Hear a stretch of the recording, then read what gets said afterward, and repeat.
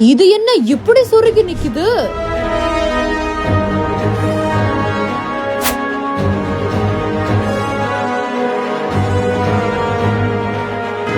மாடி வீட்டை உடைத்துக் கொண்டு நேராக வீட்டில் சுருங்கி நின்ற அரசு பேருந்து மின் கம்பத்தையும் சேர்த்து தள்ளியதால் அதிபயங்கர சம்பவம்.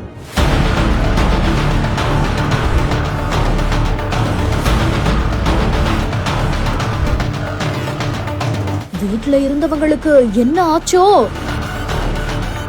திருவண்ணாமலை மாவட்டம் ஆரணி விழுப்புரம் நெடுஞ்சாலை சித்தேரி கிராமத்தை சேர்ந்த குப்பன் அப்படின்றவரு தன்னோட மகன், மகள், மருமகள் அப்படின்னு மொத்த குடும்பத்தோட ஒரே வீட்டுல வசிச்சுட்டு வராங்களாம். இந்த நிலையில தான் ஆரணி சித்தேரி கூட்ரோடு அருகில விழுப்புரத்தை நோக்கி ஒரு அரசு பேருந்து ஒண்ணு சென்று கொண்டிருந்திருக்குது.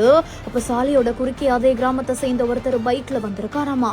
பைக் மேல மோதாம இருக்கணும் அப்படின்னு அந்த அரசு பேருந்து டிரைவர் திடீர்னு இடது பக்கம் தன்னோட பஸ்ஸை இயக்கியிருக்காரு. அப்போ டிரைவரோட கட்டுப்பாட்டை இழந்த அந்த ஒரு பேருந்து சாலையின் அருகே இருந்த வீட்டுக்குள்ள புகுந்து சுவர் இடிஞ்சு உள்ள சுருகி நின்றுருக்குது. இதுல வெளியில நின்று இருந்த பைக் மற்றும் வீட்டு வெளியே இருந்த மின்கம்பம் உடைந்து சேதமாகிருக்கு. இதையடுத்து அந்த பகுதியோட MP தரணிவேந்தன் பாதிக்கப்பட்டவர்களை சந்தித்து ஆறுதல் கூறி 1 லட்சம் ரூபாய் நிவாரணமும் வழங்கியிருக்காரு.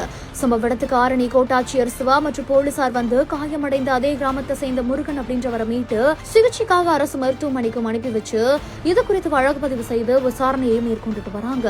நேராக வீட்டை உடைத்து வீட்டுக்குள்ள சொருகி நின்ற இந்த ஒரு அரசு பேருந்தினால அந்த பகுதியில பெரும் பரபரப்பு ஏற்பட்டிருக்குது.